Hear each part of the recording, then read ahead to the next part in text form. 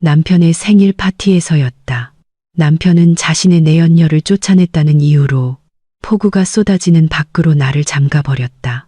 내가 밖에서 추위에 떨고 있을 때 창문 너머로 그들은 웃으며 파티를 즐기고 선물을 열어보고 있었다. 1시간 후 검은색 고급 세단 한 대가 집 앞에 멈춰섰다. 차에서 내린 사람은 다름 아닌 시골에 계신 나의 할머니, 억만장자였다. 차에서 내린 할머니는 추위에 떨고 있는 나를 보시더니 집을 쳐다보며 한마디를 내뱉으셨다. 부숴버려. 그리고 다음에 일어난 일은 남편을 경악하게 만들었다. 이야기를 시작하기 전에 이 이야기를 보고 계신 분들이 어디에 계신지 댓글로 남겨주시면 감사하겠습니다. 이 채널이 더욱 성장하고 더 흥미로운 이야기를 전할 수 있도록 좋아요와 구독을 잊지 말아주세요. 그날 밤 대저택의 분위기는 매우 활기차고 화려했다. 거실 중앙의 크리스탈 샹들리에가 밝게 빛나며 정교하게 장식된 방 구석구석으로 빛을 반사했다. 부드러운 음악 소리가 손님들의 웃음소리와 어우러졌다. 바로 내 남편 박민준의 생일 파티 날이었고 나는 모든 것이 완벽하게 진행되도록 온종일 시간을 보냈다. 아침부터 케이터링을 감독하고 장식을 정리하고 민준의 옷이 준비되고 단정한지 확인하는 등 쉴 새 없이 움직였기에 발이 몹시 아팠다. 하지만 남편의 얼굴에 떠오른 행복한 미소를 보기 위해 그 피로감을 애써 무시했다. 나는 오늘 밤이 그에게 특별한 밤이 되기를 바랐다. 나는 음료가 담긴 쟁반을 들고 방구석에 서서 민준이 그의 사업 파트너들과 함께 활짝 웃는 모습을 지켜보았다. 그는 정말 잘생기고 위험 있어 보였다. 하지만 파티가 시작된 이후로 내 마음 한구석에는 불편한 점이 하나 있었다. 민준은 그의 친구들에게 나를 아내라고 전혀 소개하지 않았다. 그는 내가 마치 하녀처럼 손님들을 접대하며 바쁘게 돌아다니도록 내버려 두었다. 심지어 내가 그에게 음료를 가져다 주었을 때도 그는 내 눈을 쳐다보지도 않고 흘긋 고개를 끄덕일 뿐이었다. 마치 내가 그곳에서 일하기 위해 고용된 낯선 사람인 것처럼. 나는 가슴속의 아픔을 억누르려 애썼다. 아마 그가 너무 바빠서 그럴 거야 라고 스스로를 위로했다. 나는 참석한 모든 손님에게 친절한 미소를 유지하려 노력했다. 비록 그들 중 일부는 나의 소박한 옷차림 때문에 나를 멸시하는 눈초리로 쳐다봤지만 나는 민준의 사업 파트너 아내들처럼 화려한 드레스를 입지 않았다. 나는 단지 단정한 원피스 하나만 입고 있었다. 민준이 항상 내 개인적인 용도로 쓰는 생활비를 제한했기 때문에 내가 가진 최고의 옷이었다. 갑자기 입구 근처의 소란이 잠시 멈췄다. 대화 소리가 잦아들고 감탄의 속삭임으로 바뀌었다. 나는 문 쪽을 돌아보았고 한 여성이 자신감 넘치는 걸음으로 들어서는 것을 보았다. 그 여자는 최윤아였다. 그녀는 매우 화려하고 반짝이는 파티 드레스를 입고 있었는데 자신의 몸매를 과감하게 드러내고 있었다. 화장은 짙었지만 값비싸 보였고 머리는 현대적인 스타일로 꾸며져 있었다. 그녀는 마치 이 파티의 주인공인 양건이었다. 내 가슴을 답답하게 만든 것은 민준의 반응이었다. 유나를 보자마자 민준의 얼굴은 환하게 빛났다. 아침에 나를 보았을 때보다 훨씬 더 밝았다. 민준은 즉시 대화하던 상대를 떠나 활짝 웃으며 유나를 맞이하러 빠르게 걸어갔다. 조금의 부끄러움도 없이 유나는 모든 사람 앞에서 민준의 팔짱을 꼈다. 그들은 마치 잘 어울리는 부부처럼 매우 친밀해 보였다. 그 광경을 본 내 심장이 쿵 내려앉았다. 나는 쟁반 끝을 손가락 마디가 하얘질 때까지 꽉 쥐었다. 그것만으로는 부족했는지 시어머니인 윤 여사가 사람들 사이에서 나타났다. 평소 나를 볼 때마다 시무룩하고 비판적이던 시어머니의 얼굴이 유나를 보자 매우 다정하고 애정 어린 표정으로 바뀌었다. 시어머니는 유나를 꼭 껴안고 양볼에 키스한 다음 자랑스럽게 그녀의 손을 잡았다. 시어머니는 유나를 방중앙으로 데려가 중요한 손님들에게 큰 소리로 소개하며 유나의 아름다움과 성공을 칭찬하기 시작했다. 마치 유나가 그동안 자랑해온 이상적인 며느리인 것처럼 나는 내 세상이 서서히 무너지는 것을 느꼈다. 나는 민준의 아내다. 시어머니가 아플 때 간호한 것도 나였다. 이 집의 모든 살림을 책임지고 민준이 아무것도 없었을 때 맨바닥부터 그를 도운 것도 나였다. 하지만 오늘 밤 내 집에서 나는 투명인간 취급을 당했다. 남편과 불륜 관계에 있다는 것을 아는 여자. 유나는 오히려 여왕처럼 대접받고 있었다. 나는 눈물이 쏟아지지 않도록 필사적으로 참았다. 떨리는 걸음으로 그들에게 다가갔다. 이렇게 내 자존심이 짓밟히는 것을 가만히 보고만 있을 수는 없었다. 나는 가까운 테이블에 쟁반을 약간 세게 내려놓았고 몇몇 사람이 돌아볼 만큼 쨍그랑하는 소리가 났다. 나는 유나의 속삭임에 웃고 있는 민준에게 다가갔다. 상처받았지만 단호한 눈빛으로 민준을 쳐다보았다. 이게 다 무슨 뜻이에요? 왜 이 여자가 여기에 와서 마치 이 집 안주인인 것처럼 행동하는 거죠? 내 목소리는 분노를 참느라 떨렸다. 민준은 차가운 눈빛으로 나를 쳐다보았다. 그의 얼굴에서 미소가 순식간에 사라졌다. 그는 자신의 파티에서 소란을 피우지 말라며 나지막이 쏘아붙였다. 하지만 유나는 오히려 작게 웃었다. 그 웃음소리는 내 귀에 매우 조롱적으로 들렸다. 유나는 애교 섞인 목소리로 자기는 그저 사랑하는 사람의 생일을 축하해 주러 왔을 뿐이라고 말했다. 그리고 내가 왜 그렇게 딱딱하고 질투가 많으냐고 물었다. 유나의 그 말은 내 감정에 불을 지폈다. 나는 문 쪽을 가리키며 꽤 큰 소리로 유나에게 당장 내 집에서 나가라고 요구했다. 파티 분위기는 갑자기 싸늘해졌다. 모든 시선이 우리에게 쏠렸다. 음악이 멈춘 것 같았다. 시어머니가 즉시 나서서 유나를 변호했다. 시어머니는 공공연하게 나를 꾸짖으며 내가 존경받는 손님을 쫓아내는 예의 없는 아내라고 말했다. 시어머니는 유나가 나보다 훨씬 품이 있고 여기에 있을 자격이 있으며 나는 망신만 시킬 뿐이라고 했다. 시어머니의 말을 듣고 내 심장은 산산조각이 났다. 나는 민준을 쳐다보았다. 그가 나를 변호해 주기를, 그동안의 내 헌신을 기억해 주기를 바랐다. 하지만 그 희망은 헛되었다. 민준은 오히려 나를 매섭게 쏘아보았다. 그의 얼굴은 분노를 참느라 붉어졌다. 유나나 그의 어머니에게가 아니라 나에게 화가 난 것이었다. 민준은 내 손목을 거칠게 움켜쥐었다. 그의 악력은 너무 강해서 아팠다. 그는 속삭이는 손님들로부터 나를 끌어냈다. 민준은 내가 자기 생일 파티 분위기를 망쳤다며 힘주어 말했다. 그는 내가 분수를 모르고 문제만 일으킨다고 했다. 나는 그의 손을 뿌리치며 아내로서의 자존심을 지키려 했을 뿐이라고 변호하려 했지만 민준은 들으려 하지 않았다. 그는 계속해서 나를 큰 현관문 쪽으로 억지로 끌고 갔다. 유나와 시어머니는 입가에 승리의 미소를 띤 채 그 광경을 지켜보았다. 손님 중 누구도 감히 민준을 막지 못했다. 나는 민준의 넓고 빠른 걸음에 질질 끌려갔다. 마침내 눈물이 뺨을 타고 흘러내렸다. 나는 민준에게 놓아달라고 애원했지만 그는 내 울음소리를 듣지 못했다. 우리는 현관문에 도착했다. 밖에서는 천둥이 울리고 비가 세차게 내리기 시작했다. 마치 하늘도 내 운명을 보고 우는 것 같았다. 민준은 현관문을 거칠게 열었다. 비바람이 우리 얼굴을 곧바로 때렸다. 민준은 내 몸을 강하게 밖으로 밀쳐냈고 나는 비틀거리며 젖은 테라스에 거의 넘어질 뻔했다. 그는 내 얼굴을 가리키며 빗속에서 소리쳤다.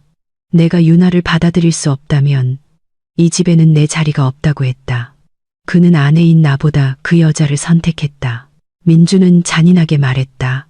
유나가 가야 한다면 당신도 나가야 해. 내 대답을 기다리지도 않고 그는 무거운 원목문을 내 얼굴 바로 앞에서 세게 닫아버렸다. 문이 쾅 닫히는 소리는 나에게 사형 선고처럼 들렸다. 안에서 열쇠가 돌아가는 소리가 뒤따랐고 내가 정말로 더 이상 원치 않는 존재라는 것을 확인시켜 주었다. 나는 굳게 닫힌 문 앞에 망연자실 서 있었다. 방금 일어난 일을 믿을 수 없었다. 내 몸은 뼈를 애는 듯한 추위뿐만 아니라 극심한 정신적 충격 때문에 심하게 떨렸다. 비는 더욱 거세게 내리며 내 몸을 무자비하게 적셨다. 순식간에 내 원피스와 머리는 흠뻑 젖어 차갑게 피부에 달라붙었다. 빗물은 뺨을 타고 흐르는 눈물과 뒤섞였다. 나는 문 손잡이를 돌려보려 했다. 민준이 그냥 겁을 준 것이길 바랐지만 문은 굳게 잠겨 있었다. 나는 주먹으로 문을 두드리며 민준의 이름을 부르고 문을 열어달라고 애원했다. 하지만 내 목소리는 거센 빗소리와 번개 소리에 묻혀버렸다. 안에서는 아무런 대답도 다가오는 발소리도 없었다. 나는 너무나 작고 무력하게 느껴졌다. 밤바람이 세차게 불어 몸의 떨림이 더욱 심해졌다. 나는 조금이라도 온기를 찾으려 스스로를 껴안았지만 소용없었다. 빗물의 차가움이 뼛속까지 파고드는 것 같았다. 나는 천천히 뒤로 물러나 테라스를 벗어나 이제는 질퍽하고 물이 고인 마당으로 걸어갔다. 발이 마치 큰 돌에 묶인 것처럼 무거웠다. 나는 파티가 열리고 있는 거실에 큰 창문 쪽으로 비틀거리며 걸어갔다. 안에서 무슨 일이 일어나는지 보고 싶었다. 민준이 나를 쓰레기처럼 버린 후에 조금이라도 후회하는지 알고 싶었다. 젖은 유리창 너머로 본 광경은 내 마음을 더욱 산산조각냈다. 수천 개의 바늘에 찔리는 것보다 더 아팠다. 저 안, 따뜻하고 환한 방 안에서는 아무 일도 없었다는 듯이 파티가 다시 계속되고 있었다. 나는 민준이 활짝 웃는 것을 보았다. 그의 얼굴은 안도감과 행복으로 가득 차 보였다. 그의 옆에는 이제 케이크 칼을 든 유나가 서 있었다. 두 사람은 함께 높고 아름다운 생일 케이크를 자르고 있었다. 민준의 손이 칼자루 위 유나의 손을 감싸고 있었다. 그것은 마땅히 내 것이어야 할 광경이었다. 시어머니는 그들 옆에 서서 환한 얼굴로 박수를 치고 있었다. 아들의 새로운 짝에 매우 자랑스러워하는 모습이었다. 손님들도 박수를 치며 내가 힘들여 준비한 맛있는 음식을 즐기고 있었다. 그들은 모두 내 고통 위에서 웃고 있었다. 유리창 한 장을 사이에 두고 밖에서 한 여자가 춥고 굶주리고 있다는 사실에 아무도 신경 쓰지 않았다. 그 여자는 바로 그 파티 주인의 아내였다. 나는 차가운 손바닥을 유리창에 댔다. 소리치고 싶었다. 그들이 내 존재를 깨닫도록 유리를 깨고 싶었다. 하지만 기운이 다 빠졌다. 추위가 내 의식을 잠식하기 시작했다. 입술이 뻣뻣해지고 파랗게 변하는 것 같았다. 빗물이 계속 얼굴을 적셔 시야가 흐려지기 시작했다. 나는 민준이 유나에게 첫 케이크 조각을 먹여주는 것을 보았다. 유나는 애교스럽게 그 조각을 받아먹고는 민준의 입가에 묻은 크림을 손가락으로 닦아주었다. 그 장면은 너무나 고통스러워서 헛구역질이 날 것 같았다. 우리가 아직 좁은 단칸방에서 힘들게 살던 과거가 떠올랐다. 그때 민준은 성공하면 나를 행복하게 해주겠다고 약속했었다. 나는 돌아가신 어머니의 유품인 보석을 팔아 민준의 사업 자금을 댔다. 민준이 낡은 오토바이에 기름을 넣고 일자리를 구할 수 있도록 나는 소금에 밥을 먹는 것도 마다하지 않았다. 그 모든 희생이 낡고 망가진 필름처럼 머릿속을 맴돌았다. 그리고 이것이 그 보답이었다. 그가 성공하고 모든 것을 가졌을 때, 그는 정상에 올랐을 때 나타난 다른 여자를 위해 나를 버렸다. 충성심은 민준에게 아무런 가치가 없었던 것이다. 재물과 지위가 그의 마음에 눈을 멀게 했다. 그는 인생의 험한 언덕을 함께 오른 사람이 누구인지 잊어버렸다. 시간은 고통스럽게 느리게 흘러갔다. 빗속에 서 있은 지 아마 1시간이 지났을 것이다. 내 몸은 더 이상 추위를 느끼지 못했다. 발끝부터 머리까지 퍼지는 마비감만 있을 뿐이었다. 다리에 힘이 풀려 더 이상 체중을 지탱할 수 없었다. 나는 거칠고 차가운 마당 아스팔트 위에 주저앉았다. 빗물이 내 옷 아랫부분을 흠뻑 적셨다. 나는 심하게 떨었다. 이가 걷잡을 수 없이 딱딱 부딪혔다. 숨이 가쁘고 짧아졌다. 의식이 점점 희미해지는 것을 느꼈다. 마음속으로 기도했다. 만약 이것이 내 삶의 끝이라면 신께서 이 모든 고통을 갚아주시기를. 저들이 안에서 즐기는 동안 내가 바보같이 죽는 것은 억울했다. 눈이 거의 감기려 할 때 갑자기 정문 쪽에서 밝은 빛이 비쳤다. 그 빛은 매우 눈부셔서 굵은 빗줄기를 뚫고 들어왔다. 나는 눈을 가늘게 뜨고 그것이 무엇인지 보려고 애썼다. 반짝이는 검은색 차 한 대가 천천히 마당으로 들어왔다. 그 차는 보통 차가 아니었다. 크고 위풍당당한 형태와 보닛 위에서 빛나는 엠블럼을 보니 그것이 매우 고급스러운 차라는 것을 알 수 있었다. 최상위 재벌들만 소유하는 종류의 차였다. 차는 내가 주저앉아 있는 곳 바로 앞에 멈췄다. 엔진 소리는 매우 조용했다. 빗소리 사이에서는 거의 들리지 않았다. 앞좌석 문이 열리고 단정한 제복을 입은 기사가 재빨리 나와 큰 검은 우산을 펼쳤다. 기사는 서둘러 뒷좌석 문으로 가서 정중하게 문을 열었다. 심장이 약하게 뛰었다. 이 밤중에 이렇게 호화로운 차를 타고 온 사람은 누구일까? 민준의 가장 부유한 사업 파트너 중 한 명일까? 차에서 발 하나가 내려왔다. 비싸 보이는 낮은 굽의 구두가 젖은 아스팔트를 밟았다. 그리고 위험 있어 보이는 한 노부인이 차 안에서 나왔다. 차나가 나니마 차났어. 그녀는 우아한 옷을 입고 있었다. 추위를 막기 위해 두꺼운 코트로 몸을 감쌌지만 손에는 손잡이가 금처럼 빛나는 지팡이를 쥐고 있었다. 노부인은 기사가 든 우산 아래 꼿꼿이 섰다. 그녀의 눈은 마당 주변을 날카롭게 훑어본 후 마침내 땅바닥에 무력하게 쓰러져 있는 나에게 시선이 멈췄다. 노부인의 눈이 놀라움으로 커졌다. 그녀는 옷자락이 젖는 것을 무시하고 서둘러 나에게 다가왔다. 그녀가 가까이 다가왔을 때 나는 테라스 불빛 아래서 그녀의 얼굴을 똑똑히 볼 수 있었다. 그 얼굴은 세월의 흔적으로 주름이 가득했지만 내가 너무나 잘 알고 그리워하던 얼굴이었다. 그분은 말라 할머니셨다. 내가 그동안 시골에서 소박하게 농사를 지으며 사시는 줄로만 알았던 나의 할머니. 할머니는 내 옆에 무릎을 꿇으셨다. 무릎이 물웅덩이에 젖는 것도 개의치 않으셨다. 그녀는 얼음처럼 차가운 내 얼굴을 따뜻한 두 손으로 감쌌다. 내 상태를 본 그녀의 눈에는 엄청난 공포와 분노가 서려 있었다. 그녀는 내 이름, 지아야, 내 사랑하는 손녀야를 불렀다.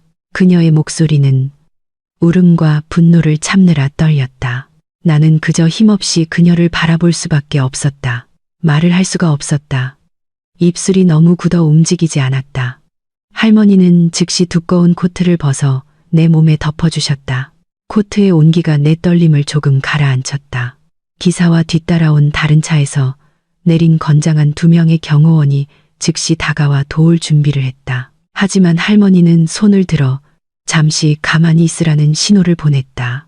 할머니는 그 큰 창문 쪽을 돌아보셨다. 우리가 있는 곳에서 할머니는 내가 방금 보았던 것을 똑똑히 볼 수 있었다. 행복하게 웃고 있는 민준, 유나, 그리고 시어머니. 할머니의 턱이 굳어졌다. 나를 보던 애정어린 눈빛이 이제는 먹잇감을 덮치기 직전의 포식자처럼 무서운 눈빛으로 변했다. 그녀는 손녀의 고통 위에서 행복해하는 그들을 보았다. 눈앞에 펼쳐진 명백한 부당함을 보았다. 할머니는 금지팡이의 의지에 천천히 일어서셨다. 그녀는 꼿꼿이 서서 내가 이전에는 결코 본 적 없는 권위의 아우라를 뿜어냈다. 그녀는 지팡이 끝으로 그 웅장한 집을 가리켰다. 그녀의 목소리는 크지 않았지만 매우 명확하고 힘이 실려 있었다. 빗소리를 뚫고 들렸다. 그녀는 옆에 대기하고 있던 경호실장에게 고개를 돌렸다. 그리고 그 집에 있는 모든 사람의 운명을 영원히 바꿀 한 단어를 내뱉었다. 부숴버려. 그 명령은 절대적이었다. 조금의 망설임도 없었다. 경호원들은 일제히 고개를 끄덕였다. 그들의 얼굴은 표정 없이 차가웠다. 주인의 명령을 의심 없이 수행할 준비가 되어 있었다. 할머니가 다시 나를 바라보는 것을 보았다. 그녀의 눈은 이제 다시 부드러워져 내가 남편에게서 결코 얻지 못했던 보호를 약속하고 있었다. 할머니의 그 한마디 명령은 억누를 수 없는 폭발의 방아쇠와 같았다. 마치 잘 훈련된 특수부대처럼 단정한 검은 정장을 입은 건장한 경호원 6명이 일제히 움직이기 시작했다. 그들은 서두르지 않고 위압적인 박자에 맞춰 단호한 걸음으로 걸었다. 젖은 아스팔트 위에서 무거운 부츠 소리가 쿵쿵 울렸다. 그들의 얼굴은 오직 한 가지 목표, 즉 주인의 명령을 의심 없이 수행하도록 프로그래밍된 로봇처럼 차갑고 무표정했다. 할머니는 여전히 제자리에 꼿꼿이 서서 손녀를 아프게 한 사람들의 웃음소리가 새어나오는 큰 창문을 멍하니 바라보고 있었다. 아직 아스팔트 위에 힘없이 쓰러져 있던 나는 부드럽지만 강한 손길이 나를 일으켜 세우는 것을 느꼈다. 그것은 할머니의 개인 기사의 손이었다. 그는 마치 내가 매우 귀중한 깨지기 쉬운 물건인 아주 조심스럽게 나를 부축했다. 우리는 천천히 현관문 쪽으로 움직였다. 비는 여전히 세차게 내렸다. 하지만 기사가 든 큰 우산이 나와 할머니를 모든 빗방울로부터 보호해 주었다. 우리 맨 앞줄에 있던 2명의 경호원은 이미 정문에 도착해 있었다. 노크를 하거나 허락을 구하지 않고 그들 중 한 명이 화려하게 조각된 원목문을 한 번에 강한 발길질로 찼다. 쾅 하는 귀가 먹먹할 정도의 큰 소리가 하늘의 천둥 소리마저 압도했다. 민준이 굳게 잠갔던 문이 이제 활짝 열렸다. 경첩이 그 강한 발길질에 약간 손상된 것처럼 보였다. 차가운 밤바람이 따뜻한 파티장 안으로 몰아치며 비냄새와 짙은 분노의 기운을 함께 실어 날랐다. 방 안에서는 웃음소리로 가득했던 파티 분위기가 순식간에 완전히 멈췄다. 경쾌하게 흐르던 음악은 갑자기 불협화음처럼 들리다가 당황한 누군가에 의해 꺼졌다. 모든 시선이 활짝 열린 현관문으로 쏠렸다. 대부분이 사업 동료와 시어머니의 지인들인 초대 손님들은 음료수 잔을 입에 댄 채로 얼어붙었다. 그들의 얼굴은 창백해졌고 검은 옷을 입은 거구의 남자들이 집 안으로 들어오는 것을 보고 혼란과 두려움에 휩싸였다. 방금 유나의 입에 2번째 케이크 조각을 넣어주려던 민주는 작은 포크를 바닥에 떨어뜨렸다. 그 섬뜩한 정적 속에서 포크가 떨어지는 소리가 유난히 크게 들렸다. 유나는 즉시 민준의 등 뒤로 숨었다. 화려하게 화장한 그녀의 예쁜 얼굴이 이제는 긴장으로 굳어 있었다. 케이크 테이블 옆에 서 있던 시어머니는 눈을 동그랗게 뜨고 있었다. 그녀는 놀라움에 입을 떡 벌렸다. 민준이 가장 먼저 충격에서 깨어났다. 분노로 얼굴이 붉어진 그는 앞으로 나아가 그 경호원들에게 맞섰다. 그는 그들이 누구이며 무슨 권리로 자기 집에 쳐들어오느냐고 큰 소리로 외쳤다. 민주는 이것이 범죄 행위라며 경찰을 부르겠다고 위협했다. 그는 이 사람들이 아마 고용된 깡패나 대담한 강도일 것이라고 생각했다. 하지만 경호원들은 민준의 외침을 전혀 무시했다. 그들은 민준의 눈을 쳐다보지도 않았다. 그들은 계속 안으로 밀고 들어와 미리 정해진 대형에 따라 방의 여러 구석으로 흩어져 손님들과 입구 사이를 가르는 인간 바리케이드를 만들었다. 민준이 경호원 중 한 명을 밀어보려 했지만 마치 콘크리트 벽에 부딪힌 것처럼 그의 몸이 뒤로 튕겨나갔다. 그 경호원은 민준의 손을 가볍지만 힘있게 쳐냈고 민준은 비틀거리며 뒤로 물러나 뷔페 테이블에 거의 부딪힐 뻔했다. 그때 할머니가 안으로 들어서셨다. 대리석 바닥에 그녀의 금지팡이가 부딪히는 소리가 규칙적으로 울렸다. 똑똑똑 소리가 조용한 방 전체에 울려 퍼졌다. 그녀의 걸음은 느렸지만 위엄이 넘쳤고 보는 사람이라면 누구나 경외심에 고개를 숙이게 만드는 권위의 아우라를 뿜어냈다. 할머니 뒤에서 나는 기사의 부축을 받으며 절뚝거리며 걸었다. 내 모습은 그 화려한 파티와 극명한 대조를 이루었다. 옷은 흠뻑 젖었고 머리는 헝클어졌으며 얼굴은 창백했고 입술은 파랗게 질려 있었다. 내 옷에서 물이 뚝뚝 떨어져 값비싼 대리석 바닥을 적셨고 우리가 지나온 길을 따라 젖은 흔적을 남겼다. 누가 왔는지 본 민준의 표정은 분노에서 혼란으로 그리고 경멸로 바뀌었다. 그는 그 노부인을 알아보았다. 시어머니도 즉시 반응했다. 그녀는 허리에 손을 얹고 냉소적으로 웃었다. 방금 전의 두려움을 감추기 위한 억지 웃음이었다. 시어머니는 누가 소란을 피우나 했더니 겨우 지하의 시골 할머니였냐며 소리쳤다. 시어머니는 할머니를 분수도 모르는 늙은 거지라고 모욕했다. 그녀는 조롱하는 투로 물었다. 할머니, 기부금이나 파티 음식 찌꺼기라도 얻어가려고 시골에서 멀리 오셨어요? 유나는 예비 시어머니의 말을 듣고 작게 웃으며 다시 우쭐해졌다. 그들은 정말로 상황의 진실을 깨닫지 못하고 있었다. 그들은 코앞에 닥친 위험에 눈이 멀어 있었다. 할머니는 반짝이는 큰 크리스탈 샹들리에 아래 방 한가운데에 멈춰 섰다. 그녀는 시어머니의 모욕에 대답하지 않았다. 그녀의 얼굴은 여전히 무표정했지만 눈은 민준, 유나, 그리고 시어머니를 번갈아 쳐다보며 불타올랐다. 그 시선은 너무나 날카롭고 차가워서 누구든 그 시선을 받는 사람의 피를 얼어붙게 할 것 같았다. 할머니는 금지팡이를 살짝 들어 올렸다가 바닥에 한 번 세게 내리쳤다. 그 소리에 시어머니와 유나의 웃음소리가 즉시 멈췄다. 할머니는 민준을 똑바로 쳐다보며 조용하지만 뼈를 에는 목소리로 말했다. 자신은 구걸하러 온 것이 아니라 배신자가 결코 누려서는 안 될 것을 되찾으러 왔다고. 민준은 할머니의 말뜻을 이해하지 못하고 눈살을 찌푸렸다. 그는 여전히 자신의 집에서 자신이 권력을 쥐고 있다고 느꼈다. 그는 거만하게 우리 모두를 쫓아냈다. 그는 문을 가리키며 자신이 단지 경비원을 부르기 전에 이 미친 할머니를 데리고 나가라고 소리쳤다. 민준은 우리 옷에서 떨어진 빗물 때문에 자기 집 바닥이 더러워지는 것이 역겹다고 말했다. 그 말을 듣고 할머니의 경호원 중 한 명이 민준에게 다가가 교훈을 주려 했지만 할머니가 왼손을 들어 멈추라는 신호를 보냈다. 할머니는 이 일을 자신의 방식으로 해결하고 싶어 하셨다. 할머니는 아직 떨고 있는 나를 돌아보셨다. 그녀는 잠시 지팡이에서 손을 떼고 젖은 내 머리카락을 정돈해 주셨다. 그 손길은 너무나 부드러워 방금 민준에게 보냈던 살기 어린 시선과는 극명한 대조를 이루었다. 할머니는 나에게 진정하고 오늘 밤 신이 어떻게 그들의 악행을 갚아주는지 지켜보라고 나지막이 말씀하셨다. 그 후 할머니는 다시 민준을 쳐다보며 경호원들에게 눈짓을 보냈다.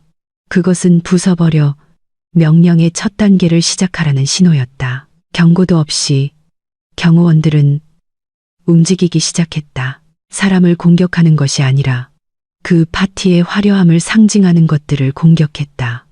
경호원 한 명이 높게 쌓인 생일 케이크 테이블로 다가갔다. 그는 한 번의 강한 손짓으로 거대한 케이크를 바닥으로 밀어버렸다. 쾅! 아름다운 케이크는 산산조각이 났다. 크림과 케이크 조각이 하얀 대리석 바닥을 더럽히며 흩어졌다. 민준과 유나는 자신들의 비싼 케이크가 순식간에 망가지는 것을 보고 비명을 질렀다. 그들이 항의할 틈도 없이 다른 경호원이 뷔페 테이블의 식탁볼을 거칠게 잡아당겼다. 접시, 유리잔, 과일 펀치가 담긴 크리스탈 그릇, 그리고 맛있는 음식이 담긴 온열 접시들. 모든 것이 끔찍한 소음과 함께 바닥으로 떨어져 산산조각 났다. 유리 조각과 음식이 사방으로 흩어졌다. 여성 손님들은 두려움에 비명을 지르며 유리 조각이나 음식물에 맞을까봐 피난처를 찾아 뒤로 물러났다. 혼란이 시작되었다. 비싼 수입 풍선과 꽃 장식은 강제로 잡아당겨져 무너졌다. 입구 근처에 전시되어 있던 민준과 유나의 큰 액자 사진은 발로 차여 유리가 산산조각 났다. 순식간에 화려하고 우아했던 파티장은 난파선처럼 변했다. 민주는 의자를 부수고 있는 경호원을 막으려 했지만 벽처럼 굳건히 서 있는 다른 두 경호원에게 즉시 저지당했다. 민주는 분노에 차 소리치는 것 외에는 아무것도 할 수 없었다. 그의 얼굴은 폭발하는 감정을 억누르느라 붉어졌다. 시어머니는 자신의 비싼 가구가 파손되는 것을 보고 히스테리하게 울었다. 그녀는 할머니를 교양 없는 시골뜨기라며 거친 말로 욕했다. 하지만 할머니는 그 혼란 속에서 전쟁터의 장군처럼 흔들림 없이 침착하게 서 있었다. 그녀는 그 파티가 파괴되는 매 순간을 즐겼다. 이것은 시작에 불과했다. 나는 생각했다. 할머니가 코트 주머니에서 얇은 휴대폰을 꺼내 무언가를 빠르게 입력하는 것을 보았다. 몇 초 후 방의 크리스탈 샹들리에가 깜빡거리다가 완전히 꺼졌다. 방은 비상등과 창밖의 번갯불만으로 희미하게 밝혀진 어둠 속에 남겨졌다. 손님들의 비명이 더 커졌다. 파티 분위기는 완전히 박살났다. 할머니의 명령대로 민준이 자랑하던 생일 파티는 이제 그가 결코 잊지 못할 악몽으로 변했다. 방 전체에 공황이 닥쳤다. 비상등의 희미한 불빛 속에서 초대 손님들은 더 이상 예의나 사회적 지위를 신경 쓰지 않았다. 그들은 이제 지옥처럼 느껴지는 이곳에서 벗어나고 싶을 뿐이었다. 손님들은 하나둘씩 바닥에 흩어진 깨진 접시와 음식물 찌꺼기를 지나 출구로 몰려들기 시작했다. 아무도 민준에게 작별 인사를 하지 않았다. 아무도 더 이상 생일 축하 인사를 건네지 않았다. 들리는 것은 서두르는 발소리와 두려움에 찬 속삭임 뿐이었다. 그들은 할머니와 경호원들을 공포에 질린 눈으로 쳐다보며 감히 눈을 마주치지 못했다. 10분도 채 안 되어 붐비던 파티장은 텅 비어버렸다. 이제 남은 것은 우리, 즉 나, 할머니, 경호원들, 그리고 파티의 폐허 속에서 떨며 서 있는 민준, 유나 시어머니뿐이었다. 민준은 텅 빈 방을 멍하니 쳐다보았다. 그가 사업 동료들 앞에서 자신의 위신을 세우기 위해 몇 달 동안 준비한 파티가 순식간에 잿더미가 되었다. 그의 평판은 무너졌다. 그는 깊은 증오가 담긴 눈으로 할머니를 돌아보았다. 그는 주먹을 꽉 쥐었다. 목에 핏줄이 튀어나왔다. 민주는 신발 밑창에 깔리는 유리 조각을 무시하고 할머니에게 다가갔다. 그는 떨리는 검지로 할머니의 얼굴을 가리켰다. 민주는 재산 파손과 주거 침입으로 할머니를 고소하겠다고 소리쳤다. 그는 할머니를 감옥에 집어넣어 죽을 때까지 썩게 만들겠다고 맹세했다. 그 위협을 듣고 할머니는 그저 엷은 미소를 지었다. 매우 경멸적인 미소였다. 할머니는 거실의 주소파로 천천히 걸어갔다.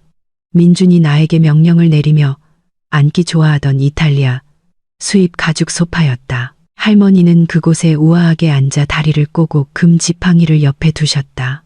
그녀의 몸짓은 이제 이 방의 지배자가 자신임을 보여주었다. 한편 할머니 일행에 포함되어 있던 의료진이 장비 가방을 들고 들어왔다.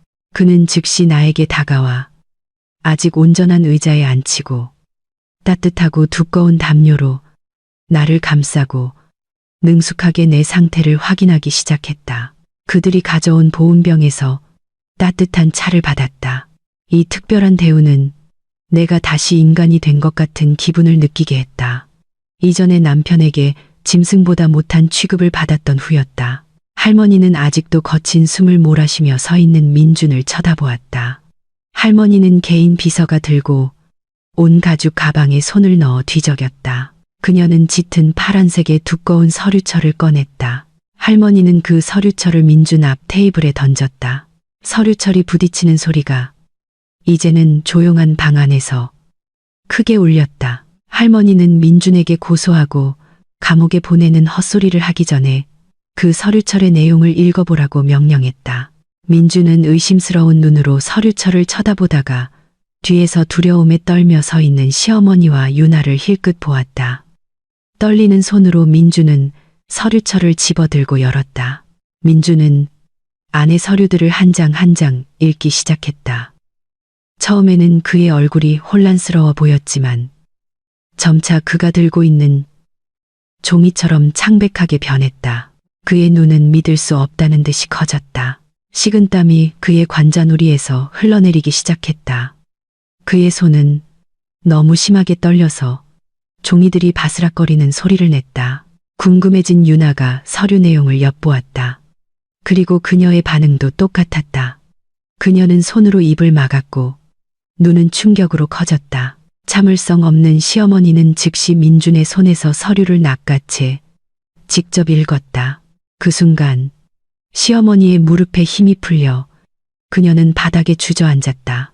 마치 몸에서 뼈가 방금 뽑힌 것처럼.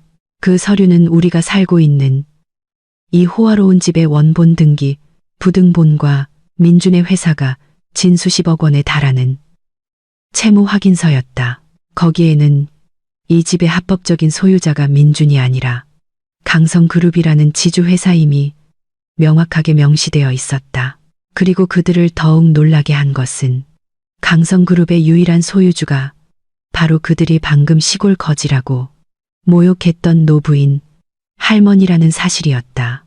알고 보니 민준은 그동안 건물 사용권만을 가지고 있었고 그마저도 회사의 담보로 잡혀 있었다.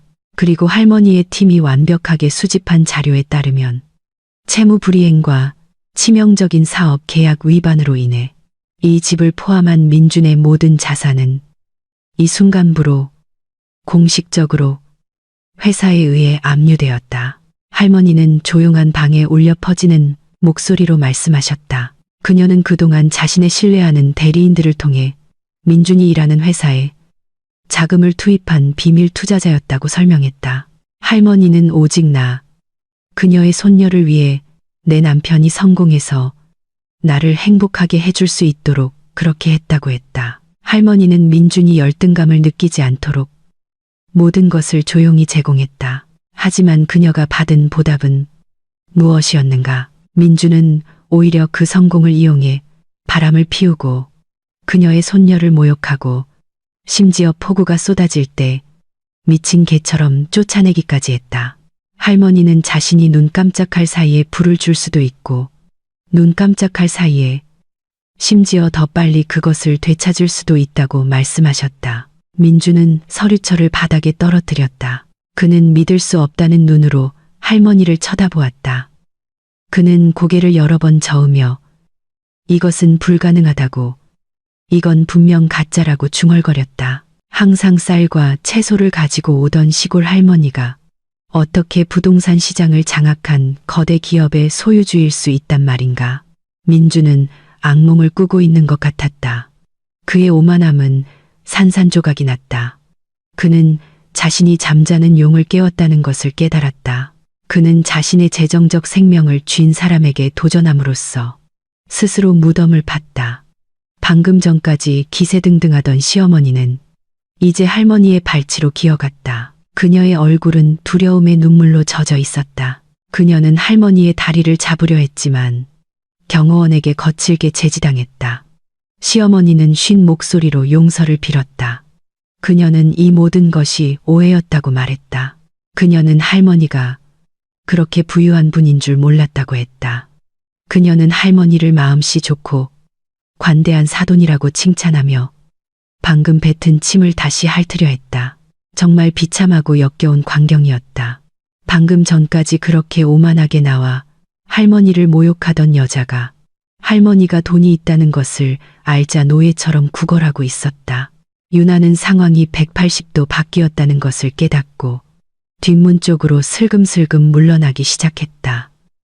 그녀는 이 파산에 휘말리고 싶지 않았다. 하지만 할머니의 매서운 눈은 그녀의 움직임을 포착했다. 할머니는 유나에게 그 자리에 멈추라고 소리쳤다.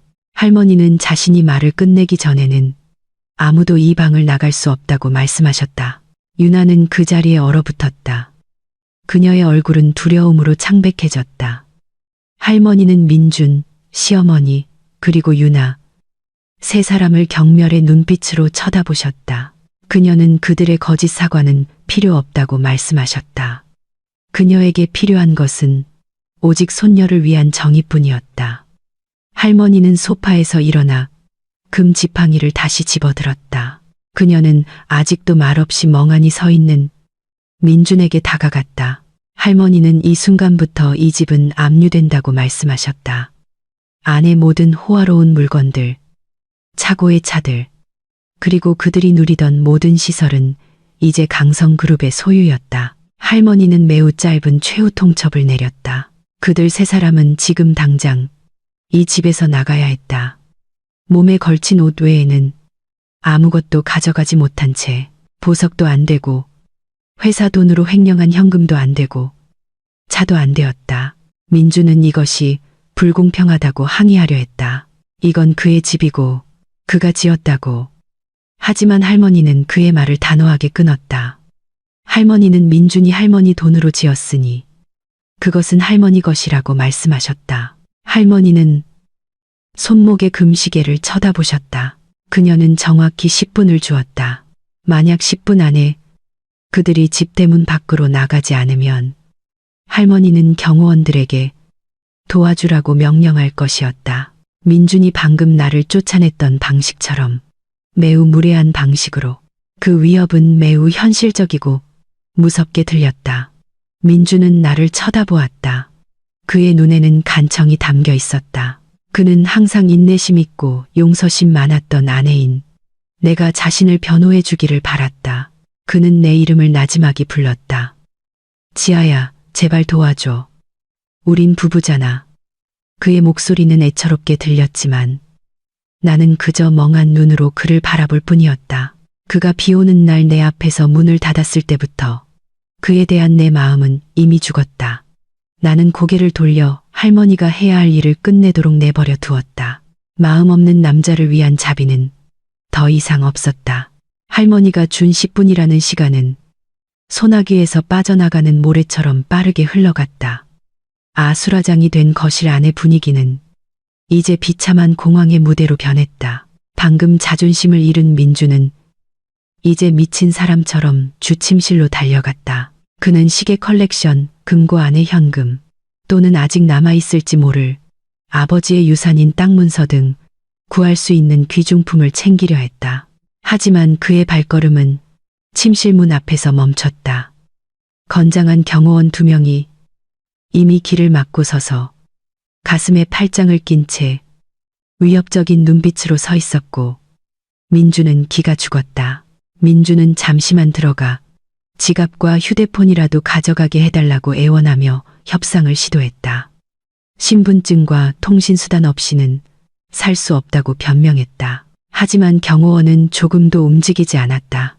무겁고 단조로운 목소리로 경호원 중 한 명은 할머니의 지시가 매우 명확하며 협상의 여지가 없다고 말했다. 이 집안의 모든 물건, 즉 회사 돈으로 산 지갑과 휴대폰을 포함한 모든 것은 이제 압류자산이었다. 민주는 좌절감에 소리치며 자신의 머리를 쥐어뜯었다. 그는 방향을 바꿔 자신의 고급차 열쇠가 놓여있는 테이블로 향했다. 그는 적어도 그 차를 타고 여기서 떠날 수 있을 것이라고 생각했다. 하지만 또다시 다른 경호원의 단단한 손이 민준이 만지기도 전에 차 열쇠를 낚아챘다. 경호원은 열쇠를 자신의 정장 주머니에 넣으며 그 차는 회사 명의로 등록되어 있으니 민준에게는 가져갈 권리가 없다고 말했다. 민준은 완전히 궁지에 몰렸다. 그는 할머니가 장난치는 것이 아니라는 것을 깨달았다. 할머니는 정말로 그에게서 모든 것을 빼앗아 그가 맨 처음 지아와 결혼하기 전의 상태, 즉 제로 상태로 되돌리려 했다. 한편 시어머니는 훨씬 더 부끄러운 시도를 했다. 항상 우아한 이미지를 유지하던 그 중년 여성은 이제 내 발치에 무릎을 꿇고 통곡하며 울었다. 그녀는 눈물과 엉망이 된 화장으로 얼룩진 얼굴로 자비를 구하며 내 손을 잡으려 했다. 시어머니는 계속해서 가족이라는 단어를 언급했다. 그녀는 나에게 과거에 좋았던 시절을 상기시켰다. 실제로는 시어머니가 항상 며느리를 얕보았기 때문에 그런 좋았던 시절은 없었지만 시어머니는 내가 그녀의 사랑하는 며느리이며 가장 인내심 있고 착한 며느리라고 말했다. 그녀는 나에게 할머니를 설득해 이 추방을 취소해달라고 애원했다. 그녀는 자신이 늙고 병들었다고 변명했다. 지붕도 없이 길거리에서 살아남을 수 없을 것이라고 했다. 나는 무표정한 눈으로 시어머니를 바라보았다. 한때 부드러웠던 내 마음은 이제 얼어붙었다. 나는 방금 전 시어머니의 입이 얼마나 잔인하게 나를 모욕했는지 기억했다. 이 늙은 여자가 유나가 더 부자처럼 보인다는 이유만으로 민준과 유나의 불륜을 얼마나 열렬히 지지했는지. 나는 시어머니의 손이 닿지 않도록 천천히 손을 빼며 조용하지만 심장을 찌르는 날카로운 목소리로 말했다. 나는 이 가족이 나에게 어떻게 대했는지 똑똑히 기억한다고 말했다. 나는 시어머니에게 10분 전에 폭풍우 속에서 경비원을 시켜 나를 끌어내라고 한 사람이 바로 시어머니였다는 것을 상기시켰다. 나는 가족이라면 낯선 사람을 변호하기 위해 자기 자식을 추위에 떨게 내버려 두지 않을 것이라고 말했다. 내 말은 시어머니의 양심을 때렸다. 그 노부인은 며느리가 말한 현실을 반박할 수 없어 침묵했다. 한편 유나는 더 교활하게 행동하려 했다. 그녀는 몰래 옆문으로 빠져나가 아무도 모르게 도망치려 했다. 오른손으로는 파티 중에 화장대에서 슬쩍 챙긴 몇몇 보석을 숨긴 핸드백을 꽉 쥐고 있었다. 하지만 할머니의 매서운 눈은 단 하나의 움직임도 놓치지 않았다. 할머니는 턱짓으로 경호 실장에게 신호를 보냈다. 경호 실장은 재빨리 유나를 쫓아가 문턱에서 그녀의 발걸음을 막았다. 경호원은 유나의 핸드백을 강제로 요구했다. 유나는 저항하며 그것은 자신의 개인 소지품이며 그들이 만질 권리가 없다고 소리쳤다. 짧은 실랑이 끝에 핸드백은 손이 바뀌었다. 경호원이 유나의 가방을 뒤집자 유나가 몰래 훔친 시어머니의 반지, 목걸이, 금팔찌가 쏟아져 나왔다. 시어머니는 자신의 보석이 유나의 가방에 있는 것을 보고 눈이 휘둥그레졌다. 그녀는 자신이 칭송하던 여자가 사실은 도둑이었다는 것을 상상도 못했다. 10분이 지났다. 할머니는 지팡이를 바닥에 다시 한번 내리쳤다. 관용이 끝났다는 신호였다. 경호원들은 과도한 물리적 폭력 없이 그러나 절대적인 단호함으로 민준, 시어머니 유나를 정문 쪽으로 몰았다. 민준은 문틀을 잡고 버티며 내 이름을 다시 한번 외쳤다. 하지만 그를 미는 두 경호원의 힘이 훨씬 강했다. 그는 문턱을 넘어 밖으로 밀려났다. 여전히 히스테리하게 울고 있는 시어머니와 거칠게 욕을 하는 유나가 뒤따랐다. 그들 세 사람은 젖은 앞 테라스로 내던져졌다. 비는 여전히 세차게 내렸다. 마치 우주가 그들의 흔적을 그 집에서 씻어내는데 동의한 것처럼. 큰 원목문은 그들의 얼굴 앞에서 다시 세게 닫혔다. 쾅! 그 소리는 방금 민준이 나를 위해 문을 닫았을 때와 똑같은 소리였다. 하지만 이번에는 위치가 바뀌었다. 민준, 시어머니, 유나는 이제 밖에 있었다. 반면 나는 사실상 내 소유인 집의 따뜻함 속에 있었다. 문 뒤에서 열쇠가 2번 돌아가는 소리가 들렸고 그들에게는 돌아올 길이 없음을 확인시켜 주었다.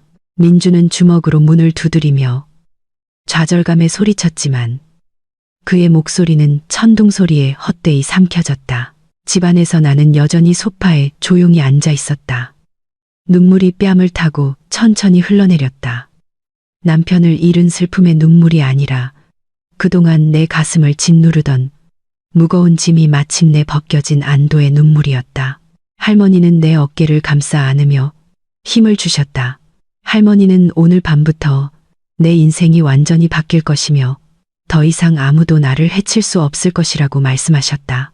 그동안 민준과 시어머니가 두려워 침묵했던 집안의 하인들이 이제 나타나기 시작했다. 그들은 할머니를 존경의 눈빛으로 쳐다보았다. 할머니는 이 집을 즉시 파티의 잔해와 민준이 남긴 물건들로부터 청소하라고 지시했다. 할머니는 민준, 시어머니 유나의 모든 옷과 개인 소지품을 모아 태우거나 기부하라고 명령했다. 그녀는 이 집의 그들의 흔적이 단 하나도 남기를 원치 않았기 때문이다. 나는 그 지시를 조용히 들었다. 이것이 과거의 도구로부터 내 삶을 정화하는 첫걸음이라는 것을 알았다. 나는 창문 쪽을 바라보며 밖에서 자신의 운명과 싸우고 있는 세 사람의 그림자를 보았다. 내 마음에는 더 이상 동정심이 없었다. 마침내 정의가 실현되었다는 느낌만 있을 뿐이었다. 포구가 민준, 유나, 시어머니의 몸을 무자비하게 적셨다. 순식간에 그들의 비싼 파티복은 흠뻑 젖어 피부에 불편하게 달라붙었다. 뼛속까지 파고드는 추위가 즉시 그들을 덮쳤다. 정확히 1시간 전 내가 느꼈던 추위와 같았다. 그들은 이제 굳게 닫힌 높고 견고한 대문 앞에서 떨며 서 있었다. 평소 마당을 밝히던 정원등은 이제 꺼져 있어 그들은 오직 가끔 번개가 칠 때만 희미하게 보이는 섬뜩한 밤의 어둠 속에 있었다. 고급 주택가 앞 도로는 한산했다. 손님들의 차는 젖은 아스팔트에 타이어 자국만 남긴 채 오래전에 떠났다. 민준의 친구 중 누구도 기다리거나 도움을 제안하지 않았다. 그들은 모두 민준의 몰락 징후를 보자마자 도망쳤다. 그들의 우정이 단지 돈과 지위에 기반했다는 것을 증명했다. 민준은 젖은 얼굴을 거칠게 닦았다. 그는 방금 자신에게 닫힌 웅장한 집을 멍하니 쳐다보았다. 그의 마음은 혼란스러웠다. 그는 자신의 인생이 단 하룻밤 만에 180도 바뀔 수 있다는 것을 아직도 믿을 수 없었다.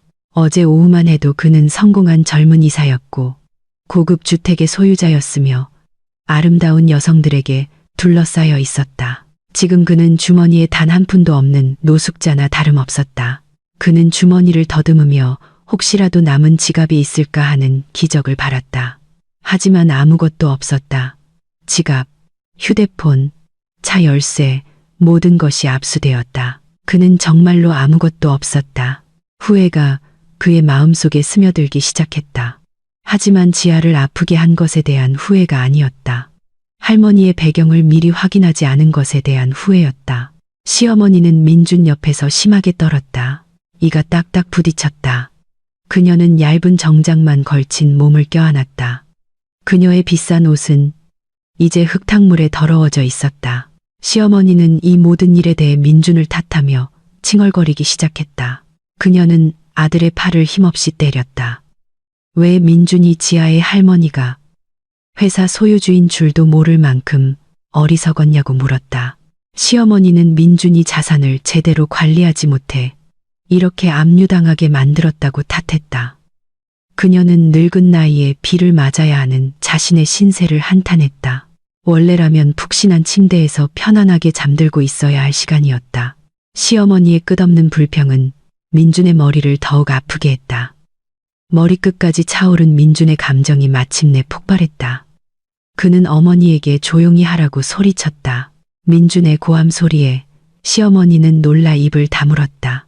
금지옥엽 아들이 감히 자신에게 소리칠 줄은 상상도 못했다. 그들과 조금 떨어져서 있던 유나는 경멸의 눈으로 민준을 쳐다보았다. 그녀의 화장이 번져 예쁜 얼굴이 우는 광대처럼 끔찍해 보였다. 그녀의 긴 파티 드레스는 질퍽한 아스팔트에 끌려 그녀를 매우 우스꽝스럽게 만들었다. 유나는 울지 않았지만 그녀의 눈은 엄청난 분노를 뿜어내고 있었다. 그녀는 완전히 속았다고 느꼈다. 그동안 그녀는 민준이 자신의 미래를 보장해 줄 수 있는 부자라고 생각해서 접근했다. 그녀는 재산을 위해 기꺼이 남의 가정을 파괴했다. 하지만 알고 보니 민준은 아내의 할머니 자비로 사는 가난한 사람이었다. 유나는 미래가 없는 남자에게 시간을 낭비했다고 느꼈다. 그들 사이에 싸움이 벌어졌다. 유나는 민준을 거친 말로 욕하기 시작했다. 그녀는 민준을 사기꾼, 쓸모없는 남자, 패배자라고 불렀다. 유나는 빗속에서 소리치며 민준을 알게 된 것을 후회한다고 말했다. 그녀는 자신을 이 문제에 끌어들여 많은 사람 앞에서 망신을 준 민준을 탓했다. 모욕을 참지 못한 민준도 유나를 공격했다. 그는 유나가 자신의 어머니 보석을 훔친 것도 잘못이라고 지적했다. 민주는 유나가 마음 없는 속물일 뿐이라고 말했다. 그들의 싸움은 점점 더 격해졌고 서로를 비난하며 각자의 치부를 드러냈다. 한편 시어머니는 길가에서 자신의 운명을 한탄하며 울기만 할 뿐이었다. 갑자기 택시 한 대가 주택 단지 앞길을 천천히 지나갔다. 아마 옆 동네에서 승객을 내려주고 가는 길이었을 것이다. 유나의 눈은 희망을 보고 즉시 빛났다. 민준과 시어머니는 아랑곳하지 않고 유나는 길 한가운데로 달려가 그 택시를 세우기 위해 미친 듯이 손을 흔들었다. 택시는 보도 근처에 멈췄다. 유나는 서둘러 뒷문을 열었다. 그것을 본 민준도 따라 타려 했다. 그는 그들이 함께 호텔이나 친구 집으로 잠시 갈 수 있을 것이라고 생각했다. 민준은 유나가 태워줄 것이라 기대하며 택시 문을 잡았다. 하지만 유나는 민준의 손을 거칠게 뿌리쳤다. 그녀는 차갑고 경멸적인 눈으로 민준을 쳐다보았다. 유나는 노숙자와 한 차에 타는 것이 싫다고 말했다. 그녀는 그들의 관계는 여기서 끝이라고 말했다. 유나는 가난한 남자와 그의 까다로운 어머니를 돌보며 힘들게 살고 싶지 않다고 강조했다. 알고 보니 유나는 경호원이 미처 확인하지 못한 드레스에 숨겨진 주머니에 예비 신용카드와 약간의 현금을 숨기고 있었다. 그녀는 자신을 구하기에 충분한 돈을 가지고 있었다. 조금의 죄책감도 없이 유나는 택시에 올라타 민준의 코앞에서 문을 세게 닫았다. 민준은 유나를 태우고 빗속을 뚫고 그들의 삶에서 멀어지는 택시를 멍하니 바라보았다. 택시는 점점 더 작아지다가 마침내 길모퉁이에서 사라졌다. 민준은 쓸모없는 쓰레기처럼 버려졌다. 그는 방금 매우 고통스러운 즉각적인 업보를 맛보았다. 그는 자신을 사랑한다고 생각했던 여자를 위해 진실한 아내를 버렸다. 하지만 그 여자는 그가 가난해진 첫 순간에 그를 버렸다. 민주는 젖은 보도에 아직 앉아있는 어머니를 돌아보았다. 이제 돈도 집도 차도 없이 둘만 남았다. 그리고 목적지도 없이 추위는 더욱 뼈를 파고들었다. 시어머니가 기침을 하기 시작했다. 그녀의 기침 소리는 심하게 들렸다. 얼굴은 창백했고 입술은 파랗게 질려 있었다. 민주는 여기서 계속 머물다가는 어머니가 추위로 돌아가실 수도 있다는 것을 깨달았다. 그는 피할 곳을 찾아야 했다. 적어도 가게 처 하나 비어있는 경비 초소라도. 비틀거리는 걸음으로 민주는 어머니를 부축해 일으켜 세웠다. 그들은 한때 자랑스러워했던 고급 주택에서 멀어지며 한적한 보도를 따라 절뚝거리며 걸었다. 한 걸음 한 걸음이 매우 무겁게 느껴졌다. 그들이 쫓겨날 때 지하에 평온했던 얼굴이 민준의 마음속을 계속 맴돌았다. 그는 자갈을 쥐기 위해 다이아몬드를 버렸다는 것을 깨달았다. 그리고 이제 그 자갈마저 사라져 텅 빈 손과 벌어진 상처만 남았다. 그날 밤은 민준의 인생에서 가장 긴 밤이 되었다. 그가 진정한 상실의 의미를 배운 밤이었다. 아침 햇살의 뜨거움이 민준의 피부를 찔러 그는 무겁게 눈을 떴다. 그는 편안한 침실의 부드러운 실크 시트 위가 아니라 어느 공원의 딱딱한 콘크리트 벤치 위에서 깨어났다. 몸이 쑤시고 아팠다. 부자연스러운 잠자리 때문에 모든 관절이 비명을 질렀다. 민주는 어젯밤의 모든 일이 과로로 인한 악몽이기를 바라며 눈을 깜빡였다. 하지만 축축하고 더러운 옷에서 나는 퀴퀴한 냄새가 그를 쓰라린 현실로 즉시 일깨워 주었다. 그는 옆을 돌아 어머니를 보았다. 시어머니는 텅 빈 핸드백을 베개 삼아 추위에 웅크린 채 아직 잠들어 있었다. 어머니의 얼굴은 늙고 지쳐 보였다. 화장이 번져 눈 주위에 검은 얼룩이 남아 있었다. 그 광경은 민준의 마음을 때렸다. 그들은 정말 하룻밤 사이에 노숙자가 되었다. 민준은 어머니를 조심스럽게 깨웠다.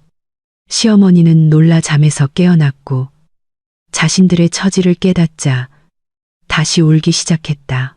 민주는 어머니를 진정시키려 애쓰며 오늘 모든 것을 해결하겠다고 약속했다. 그는 이 모든 것이 분명 할머니의 오해나 불법적인 협박일 것이라고 확신했다. 민주는 여전히 자신이 회사의 이사라는 직책을 가지고 있다고 생각했다. 그는 적어도 사무실에 가서 마지막 월급이나 보너스를 현금으로 바꾸고 그들이 머물 임시 호텔을 구할 수 있을 것이라고 생각했다.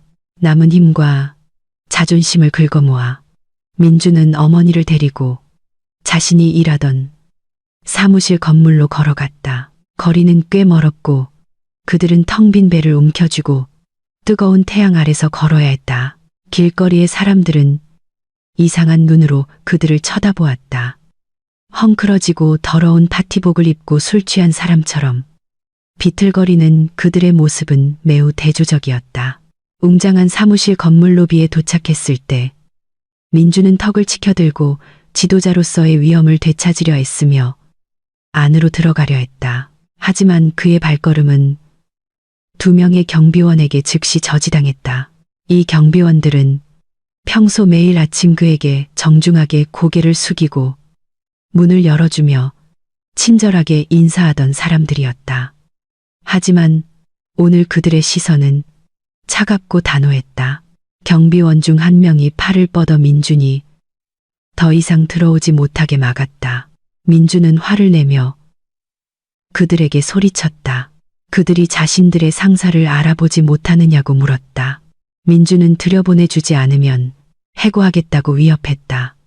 그 경비원은 조금도 두려움 없는 단조로운 목소리로 대답했다. 그는 민준의 해고 명령서가 오늘 아침 일찍 본사 이사회에서 직접 내려왔다고 알려주었다. 해고되었을 뿐만 아니라 민준의 이름은 이미 회사 블랙리스트에 올라 있었다. 민준의 사진은 심지어 경비 초소에 출입 금지라는 큰 글씨와 함께 붙어 있었다. 민준은 믿을 수 없다는 듯 입을 벌렸다. 그는 그 서류를 보여달라고 우겼다. 경비원은 안내 데스크에 붙어 있는 내부 메모 사본을 보여주었다. 거기에는 민준이 중대한 윤리 강령 위반과 회사에 손해를 끼친 직권 남용으로 불명예 해고되었다고 명확하게 적혀 있었다. 그 서류 아래에는 최고감사위원의 서명이 있었는데 알고 보니 그는 할머니의 법률 대리인이었다. 민준의 세상이 빙빙 도는 것 같았다. 그는 가장 치욕적인 방식으로 해고되었다. 사무실, 서류, 방 안의 개인 금고에 대한 그의 접근은 모두 차단되었다. 민주는 안에 개인 물품이 있다고 애원했지만 경비원은 단호하게 고개를 저었다. 민준의 방에 있는 모든 물건은 현재 자산 남용의 증거로 법무팀에 의해 감사를 받고 있다고 말했다. 민주는 그 건물 로비에서 강제로 쫓겨나 뜨거운 보도까지 밀려났다. 예전에 그의 부하였던 다른 직원들은 이제 경멸의 눈초리로 민준을 쳐다보았다. 사방에서 속삭임이 들렸다. 민준이 집에서 쫓겨나고 해고되었다는 소식은 이미 사무실 메신저 그룹에서 바이러스처럼 빠르게 퍼져 있었다. 민주는 발가벗겨진 기분이었다. 그의 모든 치부가 드러났다. 민주는 가장 가까운 은행으로 가는 것 외에는 선택의 여지가 없었다. 그는 아직 건드려지지 않았기를 바라는 개인 예금 계좌가 있다는 것을 기억했다. 그는 시어머니를 버스 정류장에 앉혀두고 은행으로 달려갔다. 숨을 헐떡이며 그는 고객 서비스 직원에게 가서 카드와 지갑을 잃어버렸다고 말하고 현금 인출을 요청했다. 은행 직원은 생체 데이터 확인을 위해 잠시 기다려달라고 요청했다. 하지만 그 직원이 컴퓨터를 확인한 후 그의 얼굴이 심각하게 변했다. 그 직원은 민준에게 그의 이름으로 된 모든 계좌가 채권자의 요청으로 당국에 의해 동결되었다고 알려주었다. 이 경우 채권자는 할머니의 회사였다. 자금 횡령에 대한 민사소송과 관련하여 단 1원도 인출할 수 없었다. 민주는 비틀거리는 걸음으로 은행을 나섰다. 다리가 땅에 닿지 않는 것 같았다. 그의 마지막 희망이 사라졌다. 그는 어머니가 기다리는 버스 정류장으로 돌아갔다. 시어머니는 희망에 찬 눈으로 그를 쳐다보았다. 민준이 먹을 것과 마실 것을 살 돈을 가져왔는지 물었다. 민준은 그저 힘없이 고개를 저을 수밖에 없었다. 시어머니의 울음이 다시 터져 나왔다. 이번에는 견딜 수 없는 굶주림 때문에 더 크게 울었다. 민준은 정장 안쪽에 숨겨진 작은 주머니를 더듬었다. 그는 비상용으로 몇 장의 10만 원짜리 지폐를 넣어둔 것을 기억했다. 이것이 오늘 점심을 살 유일한 희망이었다. 하지만 그의 손가락이 주머니 안쪽을 더듬었을 때 그는 텅 빈 천 외에는 아무것도 찾을 수 없었다. 돈이 사라졌다. 민준의 머리는 어젯밤의 사건을 빠르게 되짚었다. 혼란 중에 그를 꼭 껴안고 그의 정장을 더듬었던 유일한 사람은 유나였다. 유나가 겁에 질린 척하며 그의 등 뒤에 숨었을 때 그 여자의 손은 분명 가져갈 만한 것을 찾고 있었을 것이다. 민준은 유나의 이름을 욕하며 거칠게 저주를 퍼부었다. 그 여자는 정말 예쁜 얼굴을 한 악마였다. 그녀는 민준을 버렸을 뿐만 아니라 그들의 목숨을 구할 수 있었던 마지막 남은 돈까지 훔쳐갔다. 민준과 시어머니는 정말로 바닥, 아니 마이너스로 떨어졌다. 돈도, 집도, 직업도 없이 굶주린 배를 안고 그날 오후 그의 비싼 정장을 벼룩시장에서 헐값에 팔아 약간의 현금을 마련한 후 민준은 마침내 피할 곳을 찾았다. 호텔도 아파트도 아닌 질퍽하고 하수구 냄새가 나는 지저분한 골목의 좁은 옥탑방이었다. 그 방은 너무 작아서 이미 꺼진 얇은 폼, 매트리스 하나만 겨우 들어갈 정도였다. 양철 지붕은 낮 동안 방을 오븐처럼 만들었다. 벽은 축축하고 곰팡이가 피어 있었다. 시어머니는 들어가기를 거부했다. 그녀는 더러운 바닥과 벽을 기어다니는 바퀴벌레를 보고 역겨워했다. 하지만 민준에게는 선택의 여지가 없었다. 정장을 판 돈은 일주일치 월세와 편의점, 도시락을 사기에 겨우 충분했다. 민준은 억지로 어머니를 안으로 데리고 들어갔다. 그날 밤 그들은 침묵 속에서 함께 도시락을 먹었다. 이웃이 싸우는 시끄러운 소리와 굶주린 모기 소리를 배경으로 그들의 몰락은 완벽했다. 민준과 시어머니가 좁은 골목에서 고통과 씨름하는 동안 도시의 다른 한편에서는 지아의 삶이 극적으로 변하고 있었다. 그녀는 이제 할머니의 본가, 즉 아름답고 넓은 정원으로 둘러싸인 웅장한 궁전에서 살고 있었다. 그곳의 분위기는 너무나 고요하고 평화로워서 그녀가 그동안 느껴왔던 번잡함과 정신적 압박과는 거리가 멀었다. 지아는 더 이상 감사할 줄 모르는 남편을 위해 새벽에 일어나거나 마음 아픈 시어머니의 잔소리를 들을 필요가 없었다. 여기서 그녀는 공주처럼 대접받았다. 하인들은 그녀가 요청하기도 전에 모든 필요를 준비하며 정중하게 그녀를 모셨다. 하지만 할머니는 지아가 단지 호화로움에 빠져들도록 내버려 두지 않았다. 할머니는 유일한 손녀를 위한 큰 계획을 가지고 있었다. 할머니는 지아를 엄격하지만 사랑으로 교육하기 시작했다. 할머니는 눈물이 운명을 바꾸지 않는다고 말씀하셨다. 오직 힘과 권력만이 다른 사람들에게 짓밟히지 않도록 자신을 보호할 수 있다고. 지아는 강성그룹의 가족 사업에 대해 배우기 시작했다. 자산관리, 투자 전략에서부터 사업 협상에서 상대방을 대하는 방법까지. 처음에는 지아가 망설이고 자신감이 없었다. 그녀는 자신이 특별한 기술이 없는 평범한 주부라고 느꼈다. 하지만 할머니는 계속해서 그녀를 격려했다. 그녀의 몸에는 사업가의 피가 흐르고 있다는 것을 상기시켜 주었다. 지아는 할머니가 가르쳐주는 모든 지식을 흡수하며 열심히 공부했다. 그녀는 자신이 그냥 버려질 수 있는 약한 여자가 아니라는 것을 증명하고 싶었다. 정신적인 변화와 함께 신체적인 변화도 일어났다. 지아는 더 이상 낡고 헐렁한 옷을 입지 않았다. 이제 그녀는 우아하고 세련된 현대적인 비즈니스 스타일로 등장했다. 그녀의 근무복은 유명 디자이너가 특별히 디자인하여 강한 전문성의 아우라를 뿜어냈다.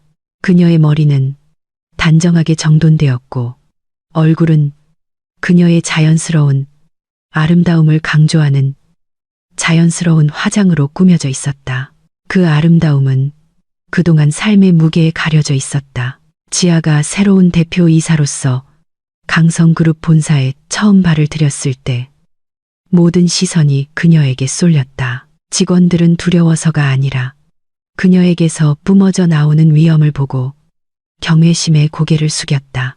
지아는 단호하게 회의를 이끌었고 주주들이 감탄하게 만드는 현명한 결정을 내렸다. 그녀는 강인한 커리어 우먼으로 다시 태어났다. 지아가 강성그룹의 유일한 상속녀이자 새로운 리더로 임명되었다는 소식은 언론에 널리 퍼졌다. 그녀의 아름다운 얼굴이 비즈니스 잡지 표지와 텔레비전 화면을 장식했다. 민주는 우연히 그 소식을 보았다.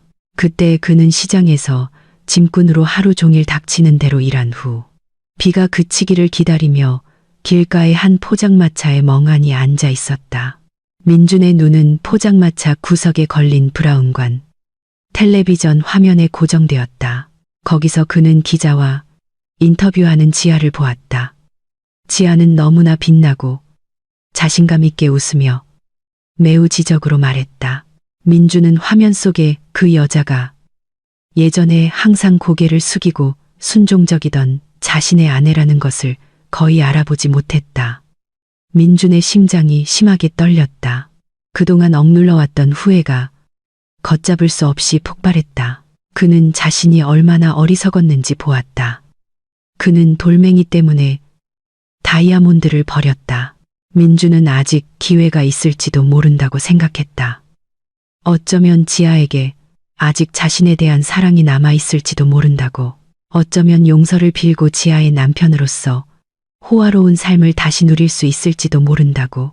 그 교활하고 절박한 생각이 민준을 무모한 행동으로 이끌었다. 다음 날 남은 마지막 돈을 교통비로 써서 민준은 강성그룹의 마천루로 무작정 찾아갔다. 그의 모습은 매우 비참했다. 옷은 낡았고 얼굴은 지저분하고 면도도 하지 않았다. 몸은 야위었고 땀 냄새가 났다. 그는 비즈니스 구역을 오가는 정장 차림의 사람들 사이에서 거지처럼 보였다. 민주는 건물 로비로 들어가려 했다. 호화로운 대리석 안내 데스크에 다가갈 때 심장이 세차게 뛰었다.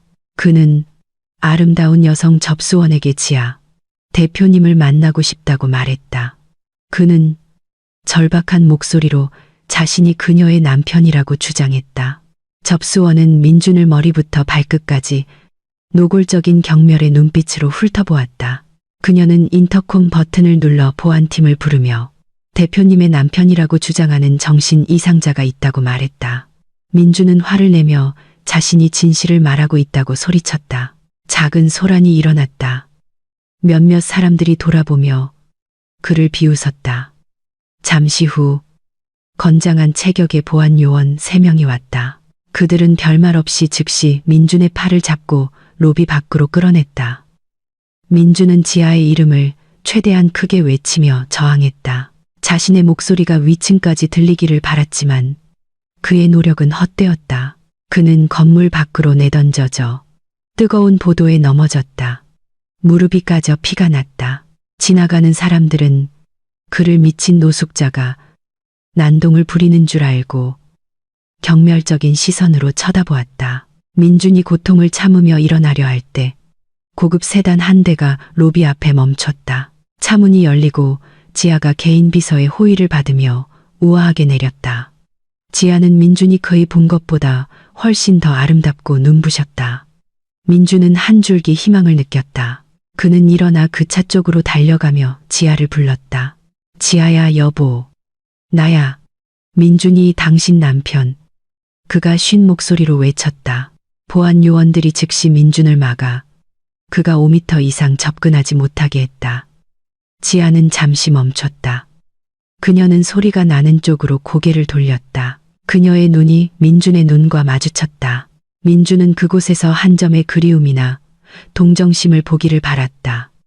하지만 그가 얻은 것은 중요하지 않은 낯선 사람을 보는 듯한 무심하고 차가운 시선뿐이었다. 아무런 감정도 분노도 없이 오직 절대적인 무관심뿐이었다. 지아는 이내 고개를 돌려 다시 앞을 보고 더 이상 돌아보지 않고 건물 안으로 걸어 들어갔다. 자동 유리문이 닫히며 그들 두 사람의 세계를 영원히 갈라놓았다. 민주는 멍하니 서서 눈물을 흘렸다. 말없는 거절은 천마디 욕설보다 훨씬 더 고통스러웠다. 그는 한때 자신을 사랑했던 지아가 자신의 행동에 의해 죽었다는 것을 깨달았다. 옥탑방 안의 공기는 너무나 답답하고 숨이 막혔다. 마치 산소조차 이 비참한 곳에 들르기를 꺼리는 것 같았다.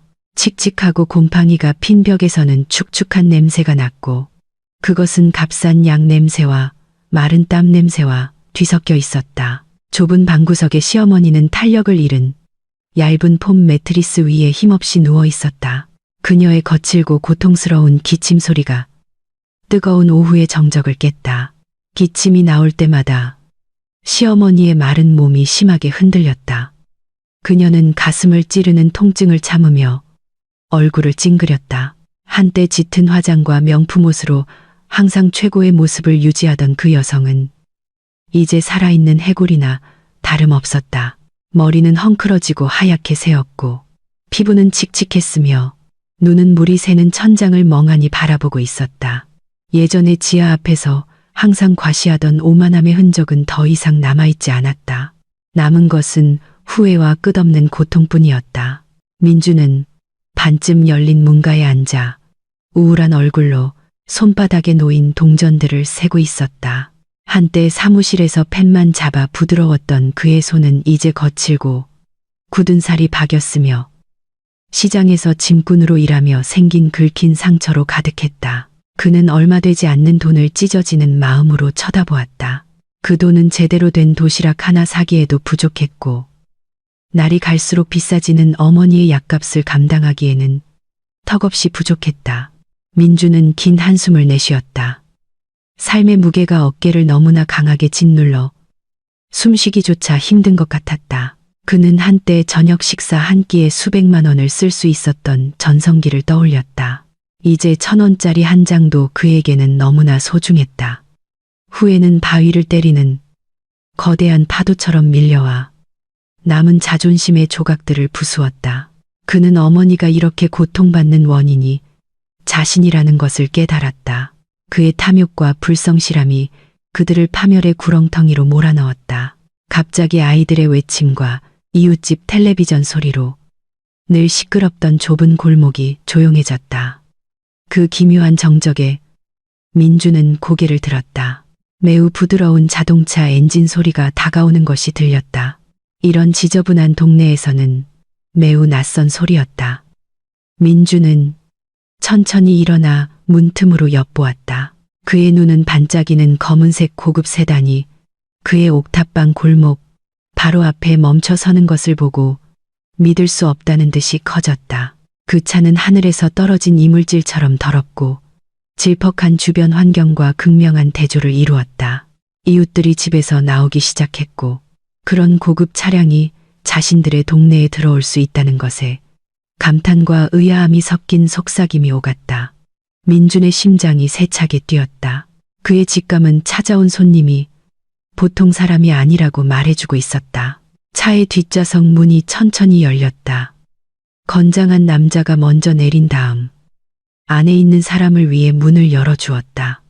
다음 순간 민준의 숨이 솟았다. 지아가 우아하게 차에서 내렸다. 그녀의 모습은 완전히 달라져 있었다. 그녀는 매우 우아하고 단정한 비즈니스 정장을 입고 있었는데 몸을 정중하게 감쌌지만 여전히 강한 권위의 아우라를 뿜어냈다. 머리는 흠잡을 데 없이 완벽하게 정돈되어 있었다. 얼굴은 깨끗하게 빛났고 얇지만 단호한 화장은 민준의 아내였을 때 고통의 무게에 가려져 있던 아름다움을 드러냈다. 지아는 꼿꼿이 서서 무심한 눈으로 지저분한 동네를 둘러보았다. 마치 외딴 지역을 시찰하는 여왕 같았다. 과도한 혐오감은 없었지만 그녀가 더 이상 이 비참한 세계의 일부가 아니라는 것은 분명했다. 민주는 전 아내의 모습을 보고 떨었다. 그의 아내는 달려가 지아의 발을 붙잡고 용서를 빌며 두 번째 기회를 구하고 싶은 강한 충동이 일었다. 그는 초조하게 낡은 티셔츠를 정돈하고 지아에게 다가가려 밖으로 나섰다. 민준이 지아의 이름을 부르는 소리를 들은 시어머니는 억지로 일어나려 했다. 힘겹게 기어서 그녀는 몸을 문턱으로 끌었다. 시어머니의 침침한 눈은 지아를 보자 희망으로 가득 찼다. 그녀의 좁은 생각으로는 지아가 그들을 데리러 와서 이 가난의 지옥에서 구해줄 것이라고 생각했다. 시어머니는 울기 시작했고 며느리를 그리워하는 시어머니라며 쉰 목소리로 지아의 이름을 불렀다. 하지만 그들의 희망은 지아의 반응을 보고 순식간에 무너졌다. 그녀는 그들을 껴안거나 따뜻하게 인사하기 위해 앞으로 나아가지 않았다. 그녀는 굳건히 서 있는 두 명의 개인 경호원에게 둘러싸여 안전한 거리를 유지했다. 지아는 민준과 시어머니를 뼈를 내는 차가운 시선으로 번갈아 쳐다보았다. 그 시선은 분노의 시선이 아니라 낯선 사람을 보는 시선이었다. 마치 민준과 시어머니가 그녀가 전혀 모르는 남인 것처럼. 민준은 사과의 말을 고르며 입을 열려 했지만 지아의 비서가 앞으로 나와 그에게 두꺼운 갈색 봉투를 건네자 혀가 굳었다. 민준은 떨리는 손으로 봉투를 받았다. 여전히 그 안에 현금이나 집문서가 들어있기를 바랐다. 숨을 헐떡이며 민준은 봉투를 열었다. 그 안의 내용을 보고 그의 세상은 두 번째로 무너졌다. 그것은 가정법원에서 온 공식적인 이혼 소송 서류였다. 종이 한 장 한 장에는 아내 유기, 불륜, 정신적 폭력에 이르기까지 민준의 잘못이 상세히 기록되어 있었다. 모든 것이 반박할 수 없는 증거와 함께 완벽하게 적혀 있었다. 지아가 마침내 입을 열었다. 그녀의 목소리는 차분하고 단조로웠지만 위험이 넘쳤다. 그녀는 민준에게 재판 절차가 신속하게 진행될 수 있도록 이혼 동의서에 즉시 서명하라고 요구했다. 지아는 책임감 없는 남자와 자신의 신분이 오래 얽혀있기를 원치 않는다고 강조했다. 그녀는 자신의 삶을 민준과의 어두운 과거와 연결하는 유일한 끈을 끊고 싶어 했다. 그 말들은 감정 없이 발음되었고 지아의 마음이 민준에게서 완전히 죽었다는 것을 보여주었다. 시어머니는 지아의 말을 듣고 통곡했다. 그녀는 지아에게 민준과 이혼하지 말고 다시 가족이 되자고 애원했다. 그녀는 변하겠다고, 좋은 시어머니가 되겠다고 약속했으며 심지어 다시 큰 집에 살 수만 있다면 하녀가 될 각오도 되어 있다고 했다. 하지만 지아는 흔들리지 않았다. 그녀는 전 시어머니를 잠시 쳐다보았다. 그 노부인의 상태를 보고 그녀의 눈에는 약간의 연민이 스쳤다. 하지만 시어머니가 폭우 속에서 자신을 쫓아냈던 기억이 다시 떠올라 그 동정심을 지워버렸다. 지아는 이내 핸드백에서 작은 흰 봉투를 꺼냈다. 그녀는 그것을 민준의 손에 직접 주지 않고 테라스의 낡은 나무 의자 위에 놓았다. 지아는 그 봉투 안에 약간의 돈이 들어있다고 말했다. 민준과 시어머니는 굶주린 눈으로 그 봉투를 쳐다보았다. 하지만 지아의 다음 말은 그들의 자존심을 세차게 후려쳤다. 지아는 그 돈이 위자료도 재산 분할도 사랑의 징표도 아니라고 말했다. 그 돈은 자선 기부금이라고 했다. 지아는 자신이 부로 이웃과 노숙자를 도와야 할 의무가 있기 때문에 순전히 인도주의적인 차원에서 그것을 준다고 말했다. 그녀는 시어머니가 치료를 받고 며칠 동안 제대로 식사할 수 있도록 그 돈을 주었다.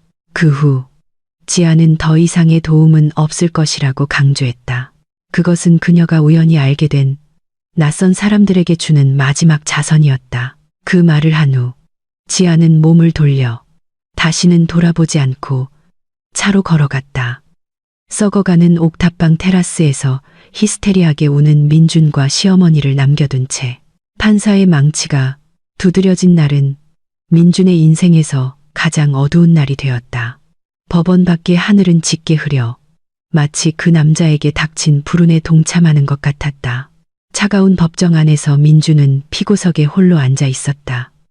그는 매우 비참해 보였다. 셔츠는 구겨졌고 사이즈는 약간 컸다. 얼굴은 수척했고 눈은 잠부족으로 검게 움푹 패여 있었다. 그를 변호해줄 변호사도 도덕적 지지를 보내줄 가족도 없었다. 반대편 테이블에는 지아가 최고의 법무팀과 함께 차분하게 앉아 있었다. 그녀는 빛나고 자신감 넘치며 흔들림 없어 보였다. 재판은 빠르고 결정적으로 진행되었다. 판사는 지아의 모든 청구를 받아들이기로 결정했다. 그들의 결혼은 공식적으로 끝났다. 민주는 결혼 기간 동안 자산에 기여하지 않았고 오히려 아내 측에 손해를 끼쳤다는 것이 입증되어 어떤 재산에 대한 권리도 잃었다. 민주는 비틀거리는 걸음으로 법원을 나섰다. 그는 주차장에서 마지막으로 지아를 쫓아가려 애쓰며 그녀의 이름을 외쳤다. 기적을 바랐지만 지아는 조금도 돌아보지 않고 곧장 자신의 고급차에 올라탔다.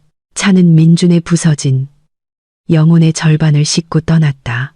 민준은 교통비가 없어 걸어서 집으로 돌아왔다. 옥탑방에 도착했을 때 그는 더 끔찍한 광경을 마주했다. 그와 어머니의 물건들이 이미 길가로 내던져져 있었다. 지아에게서 받은 자선금은 약값 빚을 갚는데 다 써버렸고 다음 달 월세를 낼 수 없었기 때문에 집주인이 그들을 강제로 쫓아낸 것이었다. 시어머니는 골목 근처 문 닫은 가게 처마 밑에 웅크리고 앉아 그들의 낡은 옷 보따리를 꼭 껴안고 있었다. 얼굴은 창백했고 입술은 추위에 파랗게 질려 있었다. 비가 세차게 내리기 시작하며 도시의 거리를 무자비하게 적셨다. 이 상황은 고통스러운 대자비 같았다. 예전에 민준과 시어머니는 따뜻한 집안에서 밖에서 추위에 떠는 지아를 보고 웃었다. 이제 운명의 수레바퀴는 180도 돌았다. 업보는 무서운 정확성으로 찾아왔다. 민주는 어머니에게 달려가 흠뻑 젖은 자신의 몸으로 남아 약간의 온기를 나누기 위해 그 늙은 몸을 껴안았다. 그들 둘은 가게 처마 밑에서 떨며 앉아 있었다. 마치 갈 곳 없는 거지처럼 빗물이 민준의 얼굴을 적셔 하염없이 흐르는 후회의 눈물을 감춰주었다. 그는 피할 곳을 찾아 뛰어다니는 사람들을 보았다. 아무도 그들에게 신경 쓰지 않았다. 굶주림이 텅 빈 배를 갉아먹기 시작했다. 시어머니는 계속 헛소리를 하며 자신의 행동을 후회하고 신에게 용서를 빌고 지아의 이름을 불렀다. 하지만 모든 것이 너무 늦었다. 후회는 항상 모든 것을 되돌릴 수 없을 때 마지막에 찾아오는 법이다. 그들은 이제 이 세상에 완전히 혼자 남겨져 버려지고 잊혀졌다. 밤바람의 차가움이 뼛속까지 파고들었다. 민준에게 그날 밤 지아가 느꼈을 추위를 상기시켜 주었다. 그는 이제 자신이 예전에 얼마나 사악한 짓을 했는지 깨달았다. 절망이 극에 달했을 때 고급 세단 한 대가 그들이 피신해 있는 곳 앞 도로를 천천히 지나갔다. 차는 폭우로 인한 교통체증에 갇혀 매우 느리게 움직였다. 거의 민준과 시어머니 바로 앞에서 멈출 뻔했다. 그것은 할머니의 롤스로이스였다. 민준은 그것을 보는 순간 심장이 텄는 것 같았다. 차창은 가로등 불빛에 비쳐 투명했고 실내의 광경을 완벽한 삶의 쇼케이스처럼 매우 선명하게 보여주었다. 따뜻하고 편안한 차 안에서 민주는 지아와 할머니가 나란히 앉아 있는 것을 보았다. 그들은 편안하게 대화하고 있는 것 같았다. 지아는 따뜻한 찻잔을 들고 있었다. 김이 부드럽게 피어올랐다. 그녀는 할머니의 말에 응답하며 활짝 웃었다. 너무나 진실하고 행복한 웃음이었다. 지아의 얼굴은 빛나고 평화로우며 희망으로 가득 차 있었다. 그녀는 민준과 함께 있을 때보다 훨씬 더 아름다워 보였다. 그녀는 잃어버린 삶을 되찾은 여자처럼 보였다. 그녀 옆에서 할머니는 자랑스럽게 미소 지으며 사랑 가득한 손길로 손녀의 손을 부드럽게 두드렸다. 그 광경은 질퍽하고 냄새나는 보도에서 추위에 떨고 있는 민준과 시어머니의 상태와 너무나 대조적이었다. 민준은 그 차 안의 행복을 멍하니 쳐다보았다. 그가 지금 느끼는 고통은 죽음보다 훨씬 더 심했다. 그에게 가장 무거운 형벌은 가난이나 굶주림이 아니라 자신이 버렸던 여자가 이제 자신 없이 매우 행복하게 사는 것을 두 눈으로 직접 목격해야 하는 것이었다. 지아는 빛나는 다이아몬드로 다시 태어났다. 반면 민주는 길거리의 먼지가 되어 부서졌다. 차가 정체가 풀리자 천천히 다시 움직이기 시작했다. 지아는 창밖을 전혀 돌아보지 않았다. 그녀는 길가에서 죽어가고 있는 전 남편과 시어머니를 보지 못했다. 지아에게 과거는 이미 굳게 닫혔다. 그녀는 밝은 미래를 향해 계속 앞을 바라보았다. 차는 점점 더 멀어졌다. 그 붉은 후미등이 비단계 속으로 천천히 사라졌다. 민준의 인생에 있었던 유일한 빛을 가지고 떠나갔다. 민준은 무릎에 머리를 파묻고 멈추지 않는 빛 속에서 흐느껴 울었다. 그의 옆에서 시어머니는 울 기력조차 잃고 그저 어두운 거리를 멍하니 바라볼 뿐이었다. 이야기 초반 할머니의 한마디가 정말로 완벽하게 실현되었다. 부숴버려. 그리고 그날 밤 차가운 가게 처마 밑에서 민주는 자신의 인생이 정말로 남김없이 다시 돌아올 희망도 없이 완전히 부서졌다는 것을 깨달았다.